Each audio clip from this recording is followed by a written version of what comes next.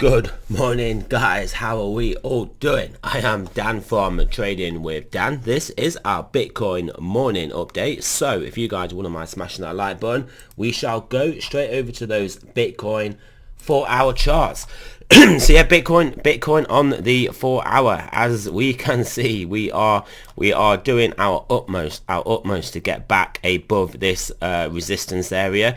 As you can see, right underneath it, sitting right underneath it, a few forays above, a few wicks down below.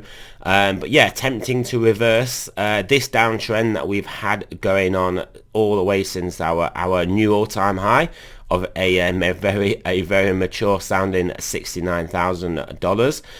But yeah, you can see we are wanting to take out basically, well, obviously first and foremost this resistance area, but realistically this $60,000, so we can take out these basically two previous lower highs that are roughly around the same area, at which point Bitcoin can then hopefully have a good shot of re-establishing between $60,000 and $64,000. Confidence come back into the market and then pump onwards and upwards. Not much else to say about Bitcoin there, other than that is what it is trying to do.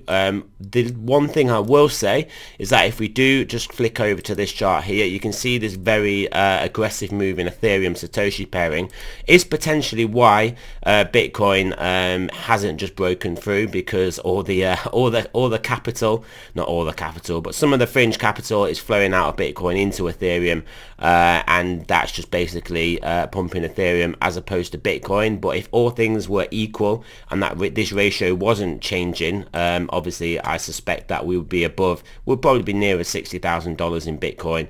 Ethereum would be higher, but not as much higher, and then yeah, we'll be trending back above these highs. That's what I believe. I think it's just Ethereum at the moment is soaking up a lot of the capital, so that is obviously making Bitcoin struggle to get back above here. Obviously ultimately I suspect Bitcoin will get back above here, above 60,000. This will probably top out, have a bit of a pullback when that does happen, and then when Bitcoin re-establishes, if it does establish $60,000 to $64,000 range, trades are here for a bit like it did here, then Ethereum BTC will potentially start to take that next leg up. That is my crystal ball prediction. But yeah, speaking of which, not really much else to say here. You can see we drew these horizontals in just from previous highs, of which we are now above this one. So this is clearly and cleanly above these recent highs. So potentially we can get an acceleration up, a back check into that level, a back check into any levels. Realistically, it will depend on if Bitcoin decides to have a big massive pump, but either way, this is looking good for more upside over the next few weeks to month or so. So yeah, it could get pretty wet and wild. Maybe we're on that race to 8k EOY. We literally have one whole month. Oh yeah, first of the month. Happy December, everybody. It is the party season, Christmas and all that cool stuff. Yeah, Ethereum USD, as we can see, blasting above these horizontals. I mean, we pretty much said getting above here would send us full bullish again. We did have a nice swing failure above, came back down, back into the range, tested the bottom, and then broke back above properly this time. So yeah, this is obviously looking extremely good. I mean, these are pretty much our previous ATHs. Might as well draw a couple of horizontals on. I mean, probably just draw one horizontal. We're basically at this next one. So yeah, pretty much that's roughly the all-time high. So yeah, getting above there, yeah, it should start to would start to get a bit crazy, and then yeah, I mean, it'll be that race to 8k. Will we make it by the end of December? All I will say is that whilst I don't think so, crypto has this ability to just move quicker and further than you think. So just it is certainly a non-zero probability. Stocks actually though did get whacked. Didn't like what JP was saying yesterday. Stocks got whacked, but attempting again the futures, the S&P futures, trying to put in a bounce. So this could be the bounce that takes us onwards and upwards. Now we obviously had this pretty aggressive low, a nice dead cat bounce, but yeah, and then took out that low, obviously in a nice liquidity hunt. And now if we accelerate, now we can bounce from here.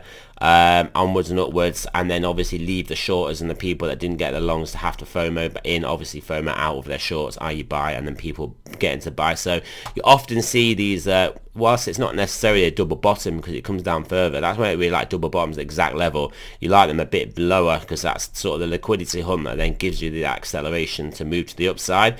It basically stops people out their longs that were long. It basically FOMOs some shorts in. So the people that stopped out the longs then eventually have to buy back at some point, and the people that obviously are short have to basically cover at some point. So it gives us upside acceleration potentially. So we should see. Obviously everything is always an if, but, or maybe. DXY hugging this trend line here, potentially looking like that in that head and shoulders top in formation that we were potentially, I said potentially a few times, that we were looking for to actually maybe signal a fall back into the ascending broadening wedge, in which case if we do fall back in here, confirm back in here, it could be a swift move straight back down to the bottom, which actually would now coincide with this horizontal area of support. So we could make a mad rush down to the bottom of this ascending broadening wedge down here. I might have to try and extend this along without adjusting where it is. Yeah, we could find ourselves quickly down here, could have a pretty aggressive move to the downside. We shall have to see.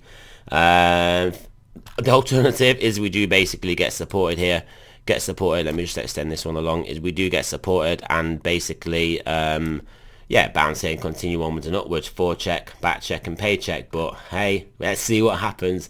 Let's see what happens. Clearly there's a lot of dollar weakness because the Eurozone wants to do, I think it's like a 2 trillion stimulus package, which will literally be like bridges and roads to nowhere, like what they did in Spain, and with their like BS whatever it was thingy, where they were just building monuments in every roundabout and literally just wasting money on stuff. I mean, they'll do that on a 2 trillion whole Eurozone area, which is clearly not bullish for the euro, but maybe that is getting priced, has been priced in, and then obviously that severe euro weakness can now stabilize or reverse, and that we can have some severe dollar weakness, as the US talks about all the sorts of BS things it's going to do with its fiat currency, its fiat Fed notes. Gold doesn't care about anything, never. Just doesn't care. Oil looking to try again. I mean, this is just basically following the stock market. It did put in a lower low relative to this, and now if it can accelerate on, if it can basically get a move on to the upside, it can now start to recover from here. That would be my view. Obviously, this new wave of the global issue, I think, is getting massively overplayed. The reaction to it is getting massively overplayed. So yeah, just gotta watch out for that. The thing about as viruses mutate, and especially mutate more, they become weaker, and it's just simple just survival of the fittest. I mean, if you are a mutation, that is very dangerous. You then end up killing the host or whatever, and or the host stays away from more people or whatever, and then that mutation then will struggle to continue to spread. And then obviously mutations that are less harmful and weaker and less of a problem, those are the ones that then do, like, obviously then spread around. So as a whole, the mutations will always tend a virus towards basically being less serious. I mean, that is literally just facts of virology, and it is a very simple logical process, as I just explained. So the fact they say all these mutations like it's a bad thing, it's like, that's a good thing. That's what you want it to mutate its way into basically relative obscurity, and that's that. So we shouldn't talk about that much more. Nothing else really I want to look at on here. We looked at ETHUSD, we looked at ETHBTC. Yeah, Bitcoin dominance. I mean, it's just obviously going to tank on the basis of what Ethereum's doing. So you can see we are now below this support area. So could we see the nice fall down into here and ultimately into Q1, maybe even Q2 next year, find ourselves down here? We certainly could. At which point we are all going to be very happy campers. So Bitcoin stochastics, come on guys. I mean, the stochastics basically is having to contend obviously with Ethereum and soaking up all the capital. So I didn't mean to do that. Can I just undo that? Yes. Here we go. So 4 hour is actually downward pressure at the moment. 10 hour, let's see if it's starting to wane a bit here. If it wants to even open, yeah, it kind of did, but still pointing upwards. So 12 hours still nice upward momentum. 12 hours clearly still going to be upwards as well, and daily will be upwards when they want to load. Yeah, 12 hour looking very nice here. Daily looking good. It's still a low read, still in the bearish half, but obviously can make its way upwards. 2 day floundering around down there. 3 days still diving. And then 5 day and weekly, we know obviously moving down from a high level, and then monthly and bi-weekly and monthly looking good. So yeah, overall we do need just these 12 hour, 10, 12 and daily just to drag us above here. But like I said, the only reason we're not above here, I think it's just this aggressive move in Ethereum. So yeah, that is pretty much it. I'm off to the tattooist again today for another full day of torturous pain. So yeah, wish me luck, guys, and yeah, thanks for listening. Remember, this is not financial advice. I'm not a financial advisor. Always do your own research, and I shall speak to you guys soon.